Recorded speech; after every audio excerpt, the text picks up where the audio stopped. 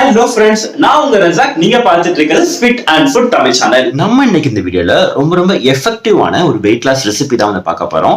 இந்த weight loss ரெசிபியை நமக்கு வழக்கம் போல அம்மா தான் செஞ்சு காமிச்சிருக்காங்க.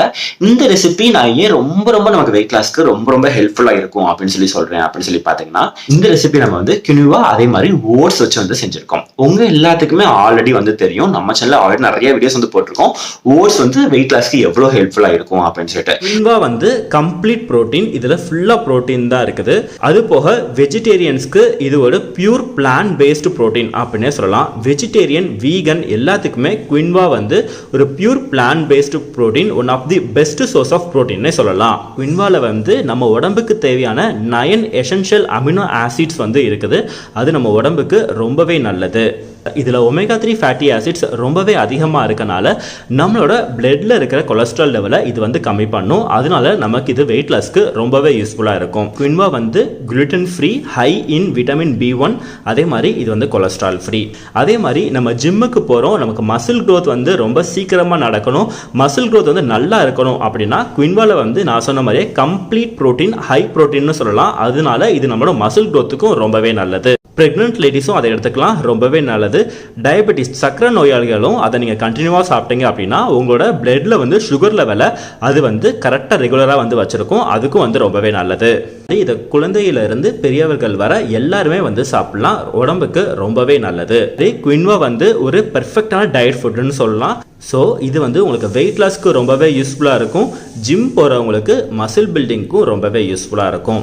இதை நீங்கள் உங்களோட டயட்டில் ஒரு நாளைக்கு எதர் பிரேக்ஃபாஸ்ட்டுக்கோ, லஞ்சுக்கோ, டின்னருக்கோ நீங்கள் தொடர்ச்சியாக சாப்பிட்டுட்டு வந்தீங்க அப்படின்னா உங்களோட உடம்புல நல்லாவே வந்து மாற்றங்கள் தெரியும். ஏன்னா குயின்வால வந்து அவ்வளோ சத்துக்கள் வந்து இருக்குது. இந்த கினுவா வந்து அரிசி வகையை சேர்ந்ததா, சிறுதானிய அரிசியில ஊறுதா அப்படின்னு சொல்லி கேட்டிருந்தீங்க.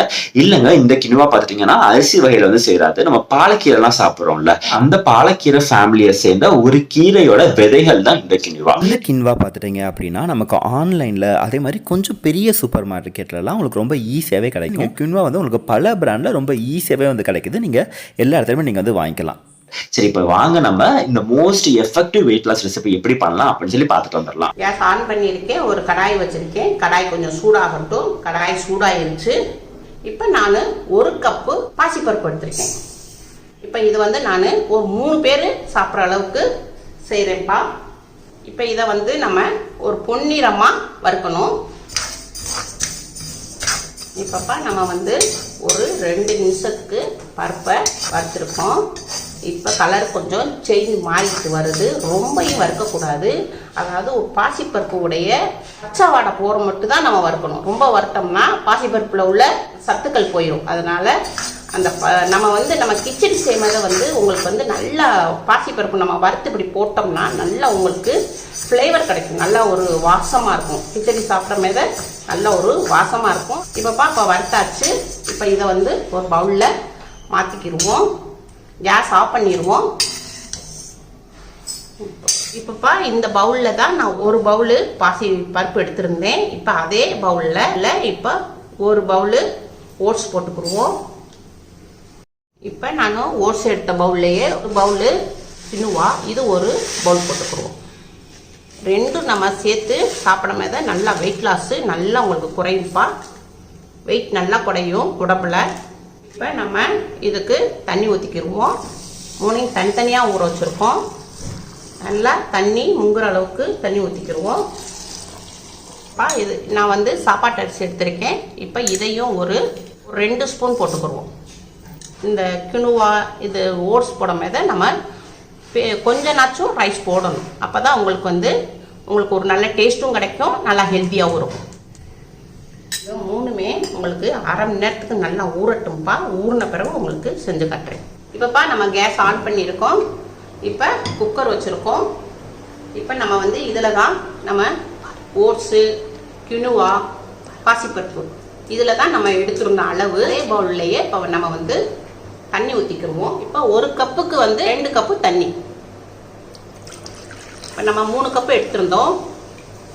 இப்போ நம்ம 6 கப்பு ஊற்றிக்கிடுவோம். இப்போப்பா நம்ம வந்து கினுவாவை வந்து அரை மணி நேரத்துக்கு ஊற வச்சுருந்தோம். இப்போ இதை நல்லா தண்ணி நிறுத்திட்டு இதை நல்லா கழுவி நான் வாஷ் பண்ணி வச்சுருக்கேன்ப்பா.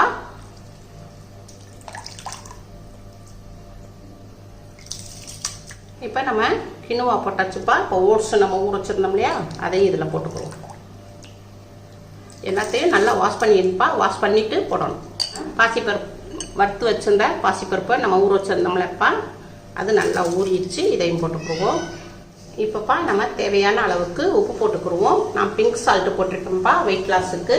இதை எல்லாத்தையும் மிக்ஸ் பண்ணிக்கிடுவோம். எல்லாத்தையும் மிக்ஸ் பண்ணிட்டோம். இப்போ வந்து மூடி போட்டுருவோம். இப்போ வந்து 2 விசில் வந்து ஹைலையும் 1 விசில் வந்து ஸ்லோவில் வச்சு நம்ம விசில் விடுவோம். விசில் வந்து உங்களுக்கு அடங்கின பிறகு உங்களுக்கு ஓப்பன் பண்ணி காட்டுறேன். இப்போப்பா ஒரு கடாய் வச்சுருக்கோம். இப்போ கொஞ்சம் சட்டி சூடாகிடுச்சு. 1 ஸ்பூன் எண்ணெய் விட்டுக்குருவோம். இப்போ கொஞ்சம் சீரகம் போட்டுக்குருவோம்ப்பா. இப்போ நான் ஒரு 3 பூண்டு பல் வச்சுருந்தேன், அதே பொடிசாக நறுக்கிருக்கேன். இதையும் போட்டுக்குருவோம். இப்போ நான் ஒரு வெங்காயம், மீடியமான வெங்காயம் எடுத்திருக்கேன்ப்பா, அதையும் நான் பொடிசாக நறுக்கிருக்கேன். இதையும் போட்டுக்குவோம். சாப்பர் இருந்தால் சாப்பரில் போட்டுக்கோங்க, இல்லாட்டா பொடிசாக நறுக்கிக்கோங்க. இதை ஒரு வதக்கிடுவோம்ப்பா. வெங்காயத்தையும் கொஞ்சம் லைட்டாக வதக்கிட்டோம். இப்போப்பா ஒரு சின்ன துண்டு இஞ்சி, இதை வந்து துருவி போட்டுக்குருவோம். இஞ்சியை நம்ம துருவி போட்டோம்ப்பா. இதையும் ஒரு வதக்கிடுவோம். இப்போப்பா இப்போ தக்காளி எடுத்துருக்கோம். இந்த மீடியமான தக்காளியில் ஒரு 2 தக்காளி நறுக்கி போட்டுக்குருவோம். நல்லா பொடிசாக நறுக்கி போட்டுக்குருவோம். இப்போப்பா நம்ம தக்காளி பொடிசாக நறுக்கி போட்டுக்கிட்டோம்.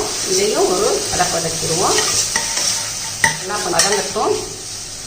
இப்போப்பா கொஞ்சம் உப்பு போட்டுக்குருவோம். தக்காளி சீக்கிரமாக வதங்கிடுவோம். லைட்டாக உப்பு போட்டுக்குருவோம். இப்போ உப்பு போட்டுருக்கோம். இப்போ கொஞ்சம் வதக்கி விட்டுக்குருவோம். ஒரு 2 நிமிஷத்துக்கு வதக்கிக்கிடுவோம்ப்பா. இப்போ தக்காளி கொஞ்சம் நல்லா மசிஞ்சிருச்சுப்பா. நான் பீன்ஸ் ஒரு 10 பீன்ஸுப்பா, அதை வந்து பொடியாக நறுக்கியிருக்கேன். இதையும் போட்டுக்குருவோம். மீடியமான ஒரு கேரட்டு, இதையும் பொடியாக நறுக்கியிருக்கேன். இதையும் போட்டுக்குருவோம். இதை ஒரு வதக்கிடுவோம்.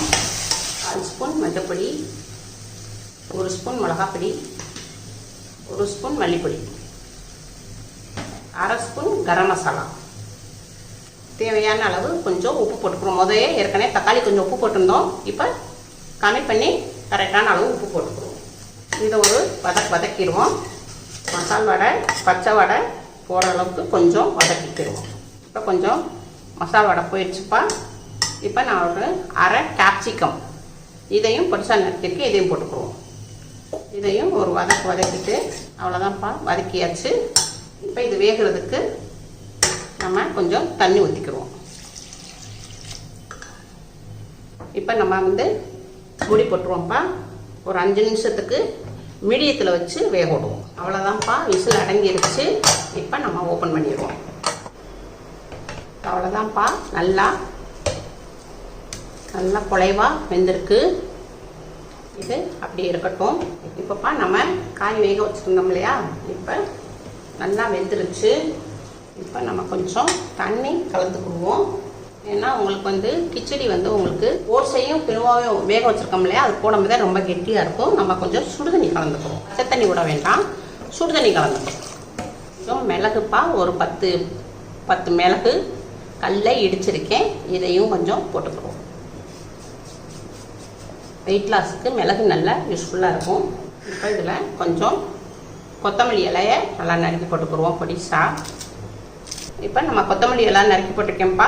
இப்போ நான் வந்து எலுமிச்சம்பழத்தை கொஞ்சம் சாறு எடுத்துக்குவோம். சாறு போட்டுக்குருவோம். சின்ன எலுமிச்சம்பழனால சைஸ் வந்து நெல்லிக்காய் அளவுக்கு தான் இருக்குது. சின்ன எலுமிச்சம்பழனால உங்களுக்கு 1 விட்டுருக்கேன். பெருசாக இருந்தால் 1/2 எலுமிச்சம்பழம் போதும். இது எல்லாத்தையும் மிக்ஸ் பண்ணிக்கிடுவோம். எல்லாத்தையும் மிக்ஸ் பண்ணியாச்சுப்பா. இப்போ நம்ம வேக வச்சுருந்த கினுவாவையும் ஓட்ஸையும் நம்ம இதில் மிக்ஸ் பண்ணிக்கிடுவோம். இது எல்லாத்தையும் நம்ம மிக்ஸ் பண்ணிக்கிடுவோம்ப்பா. அவ்வளோதான்ப்பா, நம்மளுக்கு கிச்சடி ரெடி ஆயிடுச்சு. இப்போ கேஸ் ஆஃப் பண்ணிடுவோம்ப்பா. அவ்வளோதான், கினுவா ஓட்ஸு கிச்சடி ரெடி ஆயிடுச்சு. இப்போ உங்களுக்கு இப்போ வந்து மீதி இருக்குப்பா. இப்போ இதுக்கு வந்து மசாலா பத்தலை. இதை வந்து அப்படியே நம்ம ஒரு கிண்ணத்தில் போட்டு ஃப்ரிட்ஜுக்குள்ளே வச்சுருவோம். இது உங்களுக்கு வேணால் நைட்டுக்கு வேணாலும் சாப்பிட்டுக்கலாம், இல்லாட்டா நாளைக்கு வேணாலும் சாப்பிட்டுக்கலாம். இதே மாதிரி கிரேவி செஞ்சு அதில் மிக்ஸ் பண்ணி இப்படி சாப்பிட்டுக்கலாம். இதை தூக்கி ஃப்ரிட்ஜுக்குள்ளே வச்சுருவோம். நம்ம பவுலுக்கு மாற்றிக்கிடுவோம். அவ்வளோதான்ப்பா, ஹெல்தியான கிச்சடி ரெடி. இப்போ இதை வந்து நீங்கள் வந்து சுட சுட சாப்பிடணும். சுட சுட சாப்பிட்டா ரொம்ப டேஸ்ட்டாக இருக்கும். ஆறுனா கொஞ்சம் இறுகிக்கிறோம். அதனால் சுட சுட சாப்பிடுங்க. இன்னொன்று வந்து நீங்கள் ஆஃபீஸுக்கு இதுக்கெல்லாம் கட்டி கொண்டு போனால் ஹாட் பாக்ஸில் வச்சு கொண்டுட்டு போங்க. அவ்வளோதான்ப்பா, கிச்சடி ரெடி ஆயிடுச்சு. உங்கள் வீட்டில் செஞ்சு பாருங்கள். அம்மாவுக்கு லைக் பண்ணுங்கள், ஷேர் பண்ணுங்கள், சப்ஸ்கிரைப் பண்ணுங்கள்.